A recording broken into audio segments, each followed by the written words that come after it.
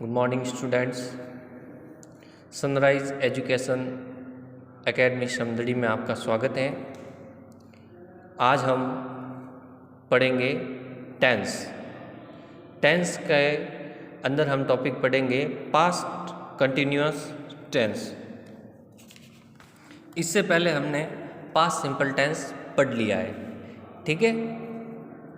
ये 10th और 11th के लिए कंपलसरी टॉपिक है, तो ध्यान दें। पास्ट कंटिन्यूअस टेंस का फॉर्मूला है सब्जेक्ट, वॉज वर्ब, वर्ब की फोर्थ फॉर्म और ऑब्जेक्ट, ठीक है। वी फॉर क्या होती है आपको पता ही है, आईएनजी फॉर्म वी फॉर्म होती है। और वॉज वर्ब यहाँ हेल्पिंग वर्ब है। क्या है? हेल्पिंग वर्ब है। वॉज वर्ब हेल्पिंग वर्ब है। वॉज सिंगुलर के साथ आएगी और वर्ब जो है प्लूरल के साथ आएगी। किसके साथ आएगी? प्लूरल के साथ, ठीक है। इसमें थोड़ा ये ध्यान रखना कि आई वी दे यू को वैसे तो प्लूरल सब्जेक्ट माना जाता है, ठीक है, परंतु आई के साथ यहाँ पे वॉज का इस्तेमाल होगा। ये आप थोड़ा ध्यान रखना, वेरी इंपॉर्टेंट फैक्ट है, ठीक है। अगर आई से पहले इफ आ जाए, कंडीशनल सेंटेंस आ जाए, तो आई के साथ वर आता है, नहीं तो हमेशा आई के साथ क्या आएगा? वो आ जाएगा। कंडीशनल सेंटेंस कोई जो इफ से शुरू होते हैं, जैसे if I were bird I would fly in the sky, यदि मैं पक्षी होता तो खुले आसमान में उड़ता। तो कंडीशनल सेंटेंस में वर लगा सकते हैं आई के साथ, परंतु आई के साथ वो आ जाएगा, ठीक है। टाइम एक्सेसिंग वर्ड्स इस टेंस के, इन those days, at that moment, ठीक है। क्या उस क्षण ये हो रहा था, उन दिनों ये हो रहा था। Use for those action which were continuous in past. इस टेंस का इस्तेमाल ज़्यादातर तब किया जाता है जब पास्ट में कोई काम जो है जारी था, उस ये बताने के लिए, ठीक है। जैसे for example she was watching TV, वह टीवी देख रही थी। तब ध्यान दो, इधर सब्जेक्ट हो गया सी, वॉज वर्ब में से वॉज सिंगुलर आ गया, वॉचिंग टीवी, ठीक है। नेक्स्ट है example 2, Rahul was making a chair. Rahul जो है कुर्सी बना रहा था, इन दोज डेज, उन दिनों, ठीक है। तो अब ये दोनों सेंटेंस जो है पास्ट में एक्शन को बताते हैं जो जारी था, ठीक है। अगर आपको नेगेटिव बनाना है तो हेल्पिंग वर्ब के बाद नॉट लगा दो, ठीक है। तो हेल्पिंग वर्ब क्या है? वॉज वर्ब है। तो जैसे वह टीवी नहीं देख रहा था, तो हो जाएगा she was not watching TV, helping verb के बाद नॉट लग गया। इंट्रोगेटिव बनाना है तो हेल्पिंग वर्ब को बाहर निकाल दो। क्या वो टीवी देख रहा था? Was she watching TV. अब मैं जो आपसे क्वेश्चन पूछ रहा हूँ वो थोड़ा ध्यान दें कि इंट्रोगेटिव और डबल इंट्रोगेटिव में क्या अंतर होता है, सभी ने सोच रखा होगा। इंट्रोगेटिव क्वेश्चंस का आंसर हमेशा यस और नो में होता है, और डबल इंट्रोगेटिव का आंसर WH वर्ड के अकॉर्डिंग होता है, ठीक है। इंट्रोनेगेटिव, जैसे ऐसा सेंटेंस जो नेगेटिव भी है इंट्रोगेटिव भी है, तो इंट्रोगेटिव है तो हेल्पिंग वर्ब बाहर निकल गई, वॉज सी। अब नेगेटिव है तो हेल्पिंग वर्ब चूंकि बाहर निकल गई तो नॉट अब तीसरे नंबर पे लगेगा, was she not watching TV. क्या वो टीवी नहीं देख रही थी, ठीक है। तो ये इंट्रोनेगेटिव हो गया। अब डबल इंट्रोगेटिव, ऐसे प्रश्न जो WH वर्ड से शुरू हो रहे हैं, जैसे फॉर एग्जांपल डबल इंट्रोगेटिव है तो क्या हुआ, हेल्पिंग वर्ब तो आगे ही आएगी सब्जेक्ट के। जैसे वो टीवी क्यों देख रही थी, why was she watching TV, क्यों देख रही थी, इसमें रीजन पूछा है। वाई हमेशा रीजन पूछने के लिए, और आंसर हमेशा इसका बिकॉज से आता है। किससे आता है? बिकॉज से, ठीक है। How was she watching TV, वो टीवी कैसे देख रही थी। तो हाउ से जब कभी भी प्रश्न पूछा जाता है तो आंसर मैनर में आता है, किस तरीके से, वो तरीका पूछ रहा है कि किस तरीके से, लेटते हुए देख रही थी कि बैठते हुए देख रही थी, ठीक है, या चलते हुए देख रहे थे, तो वो मैनर पूछ रहा है। तो आप उसका आंसर हो जाएगा she was watching TV by walking, ठीक है। या she was watching TV by sitting. ठीक है, उसका मैनर।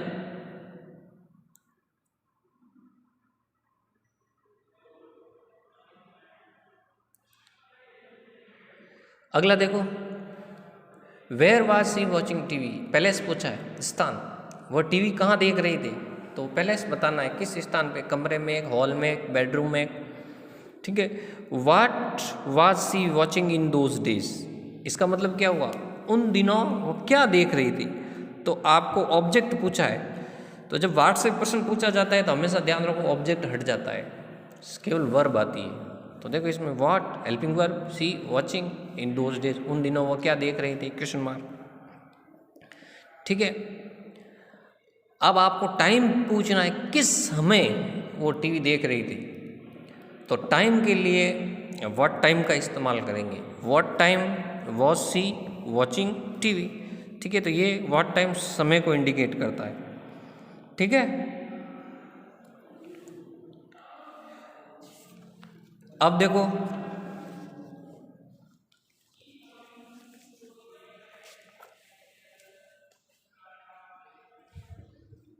इसके बाद difference between when and what time, कि व्हेन और व्हाट टाइम में क्या डिफरेंस है। ठीक है, जैसे फॉर एग्जांपल पहला दे रखा है हाउ लॉन्ग, दूसरा दे रखा है हाउ मच, तीसरा दे रखा है हाउ मैनी। तो ये टर्म्स है डबल इंट्रोगेटिव सेंटेंस की। ठीक है, तो हम इसको अंतर को समझते हैं। व्हेन से प्रश्न ज़्यादातर तब पूछा जाता है जब हमें दिन, तारीख और महीना पूछना हो। क्या पूछना हो, दिन या डेट या मंथ या ईयर। अगर आपको कोई डे पूछना है किसी से, किस दिन काम हो रहा था, किस तारीख को हो रहा था, किस महीने हो रहा था, किस साल को हो रहा था, तो व्हेन। और खाली टाइम पूछना है, किस घड़ी के किस समय हो रहा था, तो व्हाट का प्रयोग होगा, व्हाट टाइम। ये इन दोनों में अंतर है। खाली घड़ी के समय पूछना है, ठीक है, what time do you go to school, तुम किस समय स्कूल जाते हो। समझ में आया। व्हेन का प्रयोग कब किया जाता है, जब हमें दिन, तारीख और महीना पूछना हो। अब है हाउ लॉन्ग। हाउ लॉन्ग का मतलब है कितने समय से। ठीक है, हाउ मच का मतलब है कितना। अब कोई कितने समय से काम कर रहा है ये पूछना है तो हाउ लॉन्ग। ठीक है, और हाउ मच क्वांटिटी अगर किसी से कोई पूछनी है, मात्रा। ठीक है, जैसे मुझे किसी से पूछना है तुम्हारे पास कितना पानी, how much water do you have, how much water do you have. अगर हमें डबल इंट्रोगेटिव सेंटेंस से मात्रा पूछनी हो तो हाउ मच का प्रयोग किया जाता है। ज़्यादातर दूध, पानी ये मात्रा बताते हैं। दूध, पानी, शक्कर, चाय ये मात्रा बताते हैं, हाउ मच। अगर आपको किसी को नंबर पूछना है कि कितने, कोई संख्या पूछनी है, जैसे तुम्हारे पास कितने पेन है, how many pens do you have. ठीक है, how many pens do you use in your work, तुम अपने वर्क में कितने पेन यूज़ करते हो। तो अगर कोई संख्या पूछनी है, कितने पूछना है, कोई नंबर पूछना है किसी से, ठीक है, तो हाउ मैनी का, और मात्रा पूछनी है, क्वांटिटी पूछनी है, तो हाउ मच का प्रयोग होता है। हाउ मच, इसमें देखो जैसे मात्रा पूछनी है मुझे कि वह उसे कितना दूध पिला रहे थे, इसी स्टेंस का लेते हैं जैसे। तो हाउ मच मिल्क, ठीक है, कितना दूध पिला रही थी, हाउ मच मिल्क वाज सी। ठीक है, तो यह हो जाएगी वह कितना दूध पी रही थी, how much milk was she drinking या टेकिंग, वह कितना दूध पी रही थी। तो how much milk was she taking, आप टेकिंग भी लिख सकते हो, ड्रिंकिंग भी लिख सकते हो, दोनों सही है।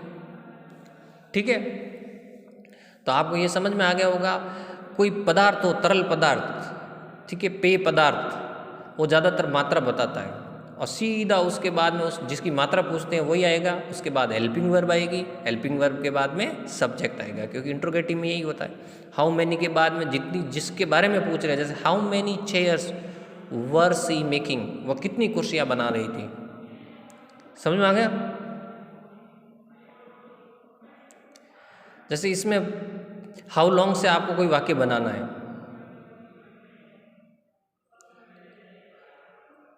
ठीक है। जैसे तुम इस काम को करने में कितना समय लोगे, how long did you take to do this work, ठीक है। How long was she taking to do this work, कि वह उस काम को करने में कितना समय ले रही थी। कोई काम कितना समय से होता है ये बताने के लिए हाउ लॉन्ग का प्रयोग किया जाता है, ठीक है। देखिए आपको मैं समझा रहा हूँ, समझ में आ रहा है। हाउ लॉन्ग के तुरंत बाद जो है वर्ब आएगी हाउ लॉन्ग, और फिर हेल्पिंग वर्ब, फिर सब्जेक्ट। हाउ मच के बाद आप जिसके बारे में पूछ रहे हैं, जैसे वाटर के बारे में पूछ रहे हैं तो वाटर आएगा, टी के बारे में पूछ रहे हैं टी आएगा, फिर हेल्पिंग वर्ब, ठीक है। और हाउ मैनी के बाद जिसके बारे में पूछ रहे हैं, जैसे पेन के बारे में पूछ रहे हैं तो how many pens, how many books, how many tables, ठीक है, उसके बाद हेल्पिंग वर्ब। लेकिन हाउ लॉन्ग के तुरंत बाद हेल्पिंग वर्ब आएगी, ठीक है। इनमें पहले जिसके बारे में हाउ मच और हाउ मैनी जिसके बारे में पूछना है वो आएगा, ठीक है। एक उदाहरण मैं आपको बना के बता देता हूँ, जैसे how long was she taking to drink milk, वह दूध लेने में कितना समय लगा रही थी। हाउ लॉन्ग कितना समय लगा रही थी। इसमें देखो हाउ मच में सीधा वो आएगा how much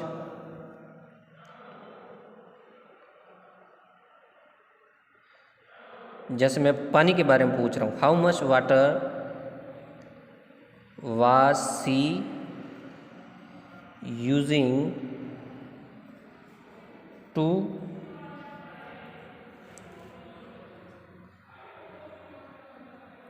wash it, question mark लगाना पीछे। वो कितना पानी इस्तेमाल कर रही थी उसे धोने के लिए। हाउ मैनी, हाउ मैनी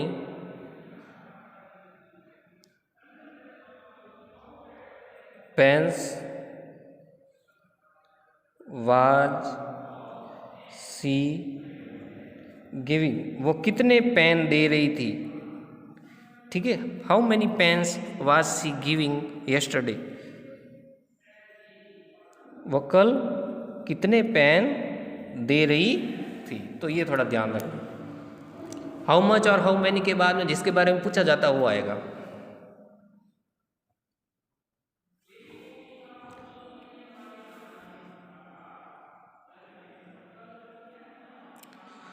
अब देखो सेकंड यूज इसका, for those action which were continuous at similar time, अगर कोई एक्शंस एक ही समय में पास्ट में हो रहे थे, जारी थे, ठीक है। विच वर कंटिन्यूअस मतलब वो जारी थे, सिमिलर टाइम समान समय में, एक ही समय में जारी थे, ठीक है। जैसे समझ लो जब आप कपड़े धो रहे थे तो आपकी मम्मी टीवी देख रही थी, जब आप क्रिकेट खेल रहे थे तो आपका भाई पानी पी रहा था। तो इस टेंस का प्रयोग किया जाता है, पास्ट कंटिन्यूअस। इसमें वाइल का प्रयोग होता है, जैसे while she was making a chair, जब वह कुर्सी बना रही थी तब राहुल क्या कर रहा था, राहुल वाज प्लेइंग क्रिकेट। अगर वाइल बीच में लगाओगे तो कोमा नहीं लगाना पड़ेगा, क्योंकि वाइल कंजक्शन है, कंजक्शन को आप पहले लिख देते हो तो वाक्य के बीच में कोमा आता है, और कंजक्शन अगर बीच में आता है तो वाक्य के बीच में कोमा नहीं आता है। ये पार्ट अगर इसी सेंटेंस को हमें ऐसे लिखना होता, कंजक्शन को बीच में, तो हम ऐसे लिखते, Rahul was playing cricket while she was making a chair, जब वह कुर्सी बना रही थी राहुल क्रिकेट खेल रहा था, तो फिर उल्टा बनाना पड़ेगा, ठीक है। कंजक्शन अगर आप पहले लिखते हो तो कोमा लगाना पड़ेगा, कंजक्शन बाद में लिखते हो तो कोमा नहीं लगेगा, क्योंकि कंजक्शन खुद कनेक्ट करने का कार्य कर रहा है। Ram was writing a letter while she was listening a radio. जब वाक्य यहाँ से पढ़ा जाएगा, जब वह रेडियो सुन रही थी, ठीक है, तो राम जो है लेटर लिख रहा था। इसमें वाइल चूंकि आगे आया तो वाक्य यहाँ से हिंदी में पढ़ा जाएगा, जब वह कुर्सी बना रही थी, राहुल जो है क्रिकेट खेल रहा था। तो I hope you understand it. आशा करता हूँ आपको ये समझ में आ गया होगा। पास्ट परफेक्ट टेंस, ठीक है, तो पास्ट परफेक्ट टेंस है में फॉर्मूला है सब्जेक्ट हैड प्लस वर्ब की थर्ड फॉर्म प्लस ऑब्जेक्ट, ठीक है। अब इसमें हैड जो हेल्पिंग वर्ब है, अब किसी टेंस में अगर एक ही हेल्पिंग वर्ब हो तो घबराने की बात नहीं है, उसमें फ़ायदा है। क्या फ़ायदा है कि सिंगुलर के लिए भी वही आएगी और प्लूरल के लिए भी वही आएगी। तो देखते हैं इसका इस्तेमाल कहाँ होता है। For those action which had happen in past, इसका इस्तेमाल उन एक्शंस के लिए होता है जो पास्ट में घटित हो चुके हो, ठीक है। यानी पास्ट में अगर कोई काम घटित हो चुका हो तो फिर इसका इस्तेमाल होगा, ठीक है। और वो पूर्ण हो चुका हो, घटित नहीं, उस समय तक वो पूर्ण भी हो चुका हो, हैड हैपेंड, ठीक है। जैसे वह नहा चुका था, वह गीत गा चुका था, ठीक है, पूर्ण हो चुका था। खाली हुआ तो वो पास्ट सिंपल टेंस में चला जाएगा, ठीक है, उसमें पूर्ण कंप्लीट, ठीक है। और चूंकि इस टेंस में विद्वानों का मत ये है कि जब हुआ है तो वो पास्ट में भी तो लिख सकते हैं, इस टेंस में लिखने की क्या ज़रूरत है। तो आपकी जानकारी के लिए बता दूं, इस टेंस का स्वतंत्र इस्तेमाल कभी नहीं होता है, ठीक है। इस टेंस का इस्तेमाल ज़्यादातर तब होता है जब पास्ट में एक साथ दो काम हो गए हो, जिसमें एक पहले हुआ हो जस्ट उसके बाद में दूसरा हुआ। तो जो पहले काम हुआ था वो रहेगा पास्ट परफेक्ट में, और जो बाद में काम हुआ वो रहेगा पास्ट सिंपल में, ठीक है। तो स्वतंत्र इसका इस्तेमाल बहुत कम होता है, ठीक है। इसका इस्तेमाल हमेशा संयुक्त वाक्य में होगा, क्योंकि पास्ट में काम हुआ तो वो तो पास्ट सिंपल में भी लिख सकते हैं, पास्ट परफेक्ट में लिखने की क्या ज़रूरत है, ठीक है। तो इसके लिए आप ये याद रखना कि इसका इस्तेमाल जॉइंट सेंटेंस में होता है, मतलब दो सेंटेंस को जॉइंट करके जब बनाते हैं तब इसका इस्तेमाल होता है। एक के बाद एक दूसरा काम हुआ हो तो जो पहले काम हुआ था वो रहेगा पास्ट परफेक्ट में, और जो दूसरा काम हुआ था वो रहेगा पास्ट सिंपल में। तो इसके सेंटेंस ज़्यादातर ऐसे बनते हैं। फिर मैं आपको डिटेल में समझाऊंगा कि जॉइंट में कैसे रहता है, अभी केवल नॉर्मली समझ लो, ठीक है, कि इस फॉर्मूले के अकॉर्डिंग समझो। Ram had open the that door, Ram ने वो दरवाज़ा खोला था। Affirmative. Ram had not open that door, Ram ने वो दरवाज़ा नहीं खोला था। Had Ram open the door, helping verb को बाहर निकाल दिया, क्या राम ने दरवाज़ा खोला था। इंट्रोनेगेटिव, हैड राम, तीसरे नंबर पे नॉट लग गया, had Ram not open that door, Ram ने वो दरवाज़ा नहीं खोला था। तो ये सेंटेंस भी हर प्रकार में जा सकता है। Double interrogative, why had Ram open that door, Ram ने वो दरवाज़ा क्यों खोला था, ठीक है।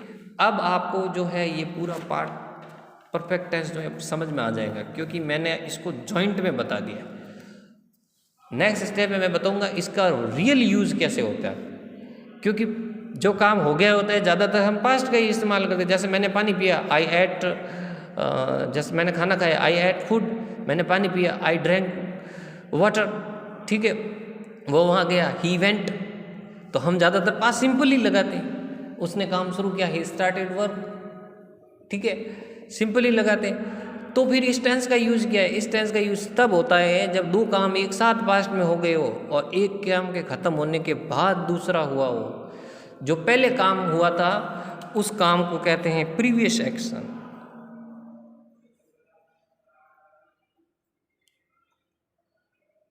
और वो प्रीवियस एक्शन हमेशा पास्ट परफेक्ट में रहेगा। किस में रहेगा? पास्ट परफेक्ट टेंस में रहेगा प्रीवियस एक्शन। ठीक है। और एक काम जो बाद में हुआ है, ठीक है, उसे कहेंगे सब्सीक्वेंट एक्शन। सब्सीक्वेंट एक्शन जो काम बाद में हुआ है, ठीक है। तो जो काम बाद में होगा पास्ट में, वो रहेगा आपके पास्ट सिंपल में। किस में रहेगा? पास्ट सिंपल में। तो ये आप दो एक्शन ध्यान रखना, जो काम पहले होता है वो प्रीवियस एक्शन, जो काम बाद में होता है वो सब्सिक्वेंट एक्शन। मान लो भूतकाल में दो काम हुए और एक काम पहले हो गया, तो पहले वाले काम के लिए पास्ट परफेक्ट आएगा। अब समझ में आया कि दो काम साथ में होते हैं तो ही पास्ट परफेक्ट का इस्तेमाल होता है, नहीं तो हम ज़्यादातर जनरली किसका इस्तेमाल करते हैं? पास्ट सिंपल का, ठीक है। तो देख लो, अब जो पहले काम होगा उसमें हेड प्लस वर्ब की थर्ड फॉर्म आएगी, ठीक है। और जो बाद में काम होगा वो पास्ट सिंपल में जाएगा, तो उसमें केवल वर्ब की सेकंड फॉर्म आएगी। तो देखो, action before action in past, काम से पहले काम अगर पास्ट में हो गया हो, जैसे डॉक्टर के आने से पहले पेशेंट मर गया, तो पेशेंट पहले मरा, तो पहले काम कौन सा हुआ? पेशेंट के मरने का हुआ, तो वो पास्ट परफेक्ट में रहेगा। The patient had died, verb की थर्ड फॉर्म आई कि नहीं आई? हेड प्लस वर्ब की थर्ड फॉर्म आई के? The patient had died, patient मर गया। और बाद में कौन सा काम हुआ? डॉक्टर के आने का, तो before the doctor came, doctor के आने से पहले पेशेंट मर गया, तो काम पहले कौन सा हुआ? पेशेंट के मरने का, डॉक्टर बाद में आया, ठीक है। इसका फॉर्मूला आपके ये रहेगा, subject plus had plus verb की थर्ड फॉर्म प्लस ऑब्जेक्ट, ठीक है। थोड़ा आप उतार लो।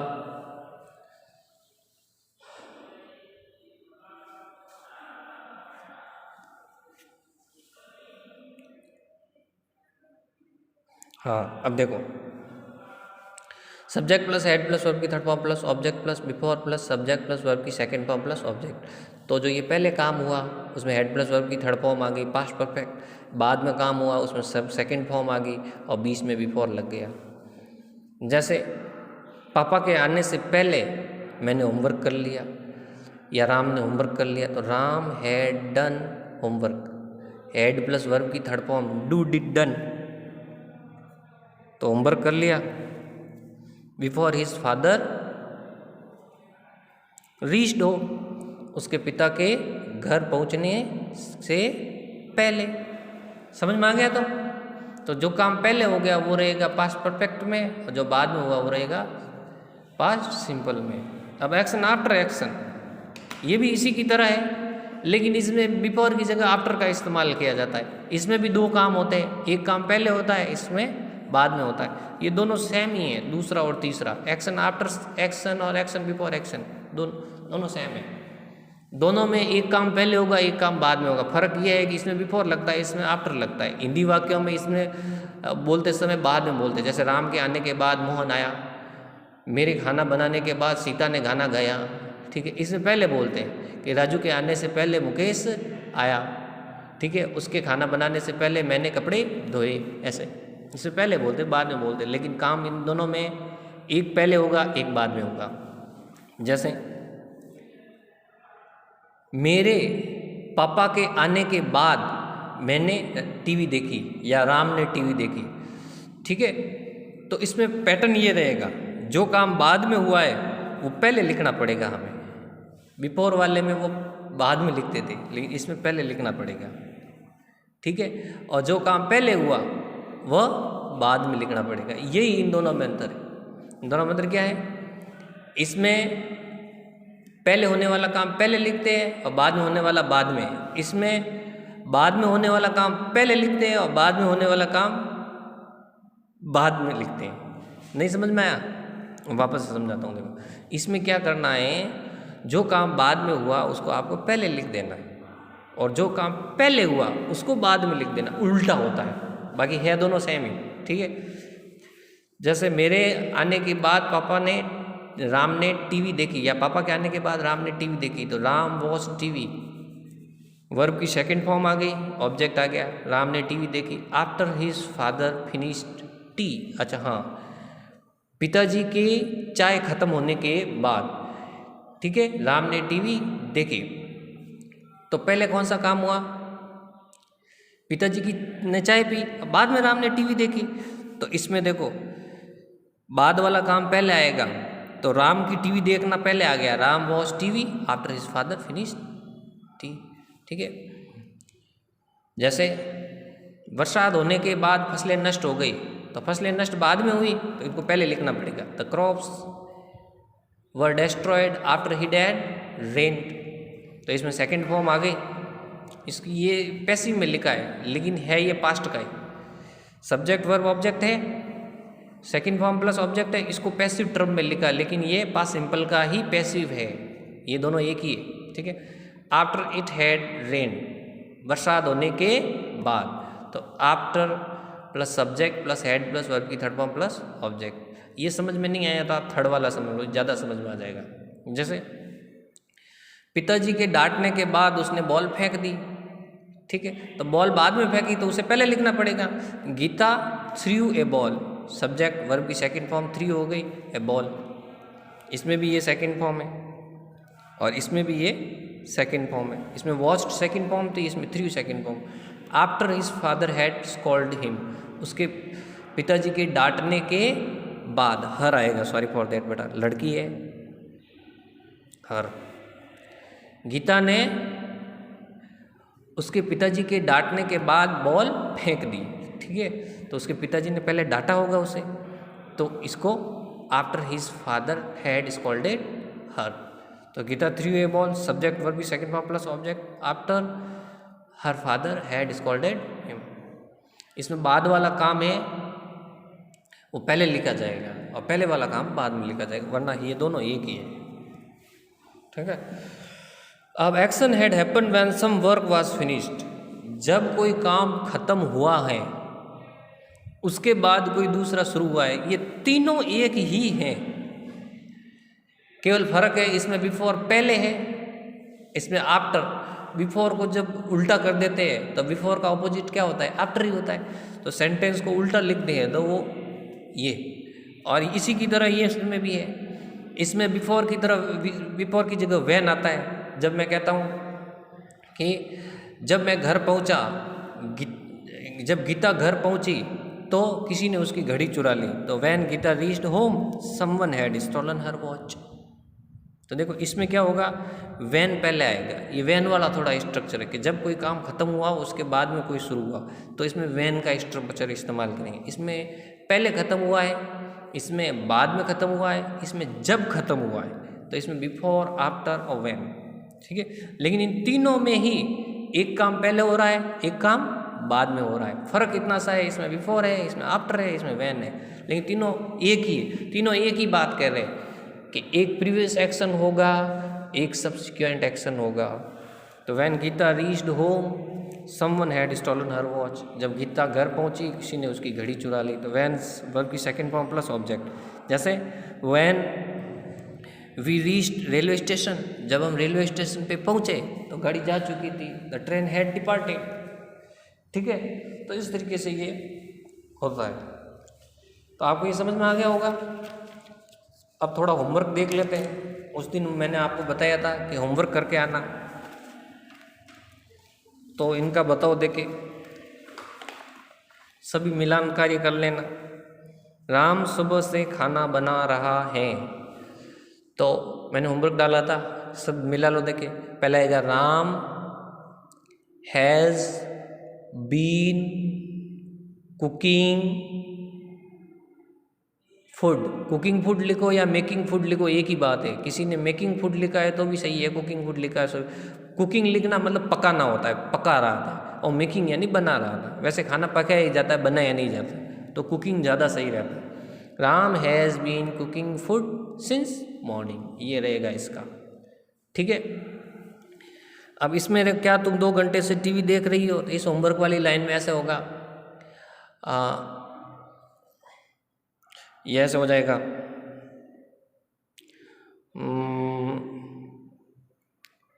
हैव यू, पहले हैव आ जाएगा, have you been watching TV for 2 hours.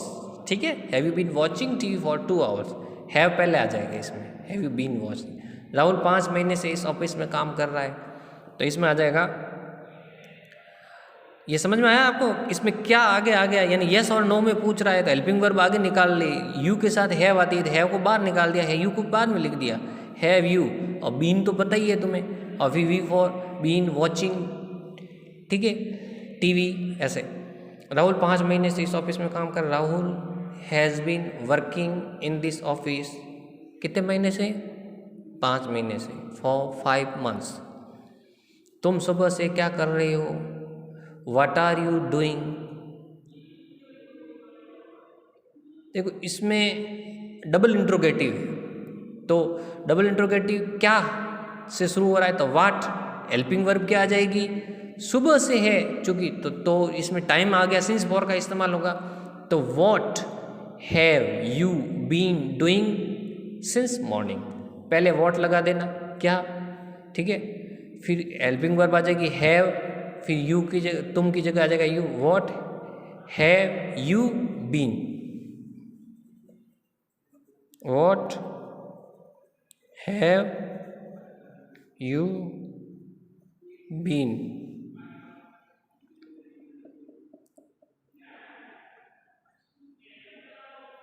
Doing since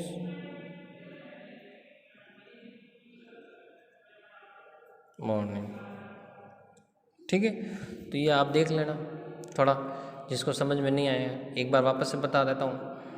Ram has been cooking food since morning, have you been watching TV for 2 hours, Rahul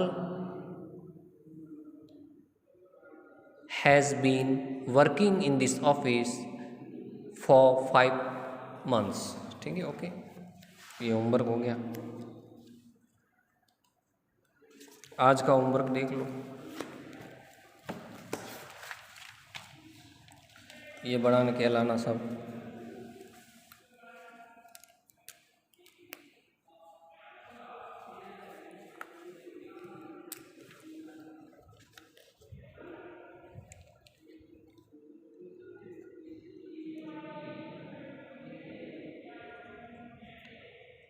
Rahul के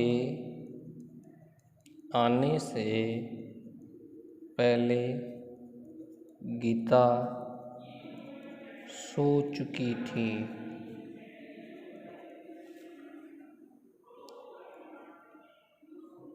दूसरा,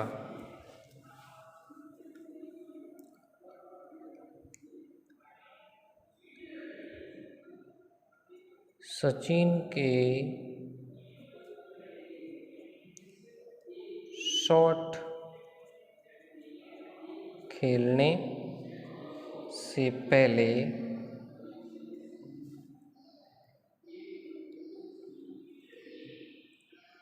बॉल बाउंस हो गई थी।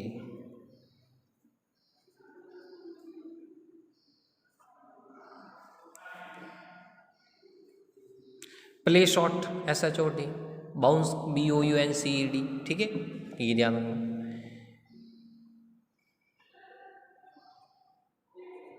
मम्मी के आने से पहले गीता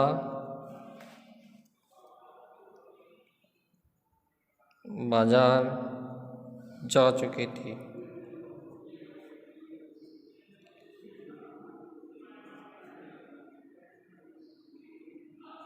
तुम्हारे सोने के बाद, इसे लिखो थोड़ी देर देखे।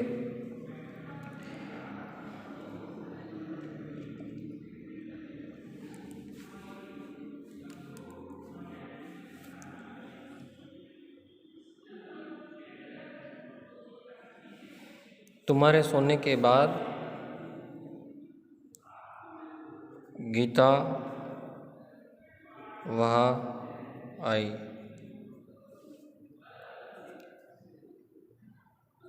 मेरे जाने के बाद तुमने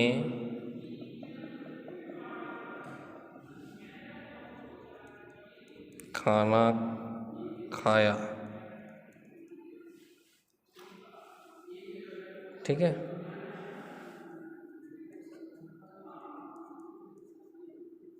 ट्रेन के प्लेटफॉर्म पर पहुंचने से पहले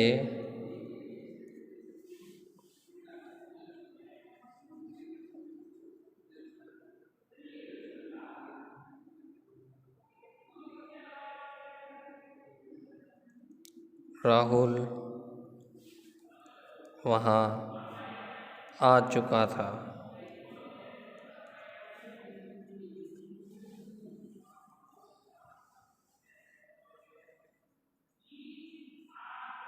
जब तुम घर पहुँचे,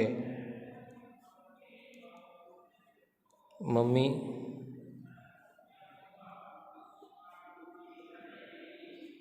ने खाना बना लिया था।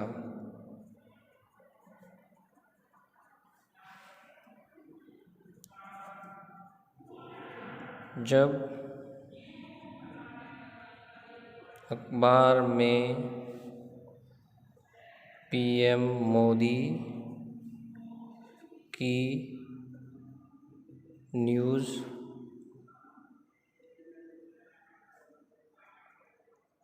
छपी, तब मैं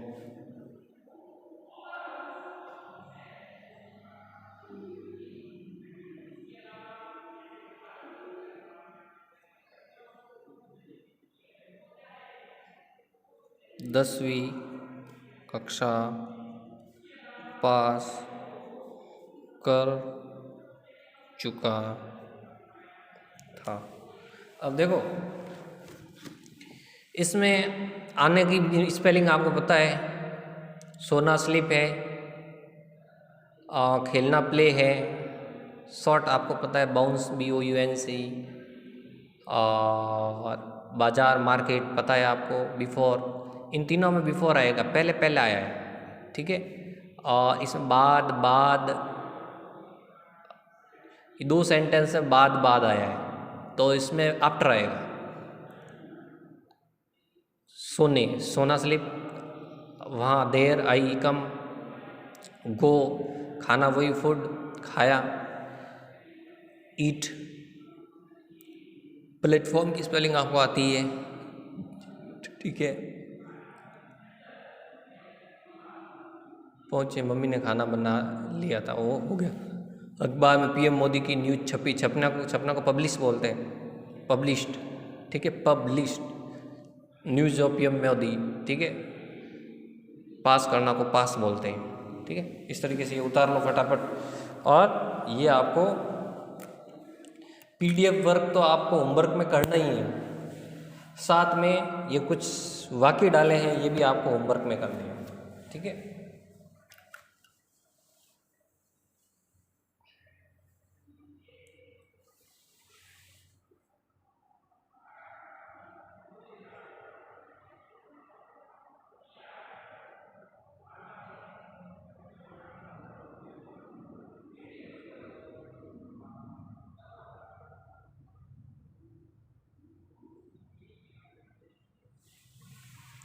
जो आखिरी वाक्य है, इसमें थोड़ा ध्यान रखना, वेन का इस्तेमाल करना।